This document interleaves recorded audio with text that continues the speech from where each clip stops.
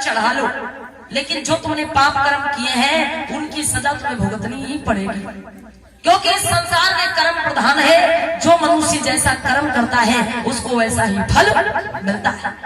और जो तुम रोज ये भेड़ बकरियों की हत्याएं कर रहे हो, बलि पे चढ़ा रहे हो, तो अरे ये समझ लो कि किसी की हत्या करने से पाप और बढ़ता है, पाप खत्म नहीं होता है। आज कूटदंत बुद्ध की इन बातों को सुन के भयभीत हो गया। क्यों? क्योंकि सच बात है, किसी को मारने से, किसी को काटने से पाप और बढ़ता है, पाप खत्म नहीं होता। और बुद्ध ने जब ये बात बोल दी तो कूटदंत घबरा गया, हाथ जोड़ के बोला, भगवान फिर मेरे पाप कैसे खत्म होंगे? मैं ऐसा क्या करूं जो मेरे पाप खत्म हो जाए? भगवान बुद्ध ने कहा, अगर तुम पापों को खत्म करना चाहते हो तो आज से 5 शीलों को अपने हृदय में धारण कर लो।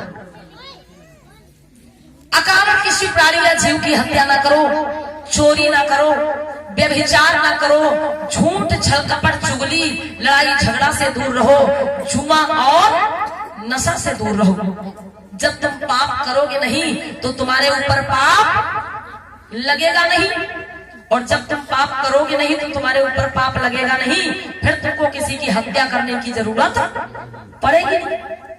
आज कूटदंत को ये बात बहुत अच्छे से समझ में आ गई। प्यारे बंधु विचार करिए, जो जाति का ब्राह्मण था बुद्ध की बातों से इतना प्रभावित हुआ, इतना प्रभावित हुआ, हाथ जोड़ लिए बोले, भगवान अरे आज तक तो मैं इन झूठी बातों में उलझा हुआ था, लेकिन सच बात तो आज मुझे पता चली कि पुण्य तो किसी का भला करने से मिलता है, और मैं तो दूसरों का नुकसान कर रहा हूं, दूसरे की हत्या कर रहा हूं। आप बिल्कुल सही कह रहे हैं। कूटदंत की समझ में आ गया बंधुओं, और उसी दिन से उसने बुद्ध की शरण अपना ली, और जो वो जीवों की हत्याएं करता था वो बंद कर देता है, और जीवों प्राणियों पर हमेशा दया करने लगता है। बोलिए भगवान बुद्ध की।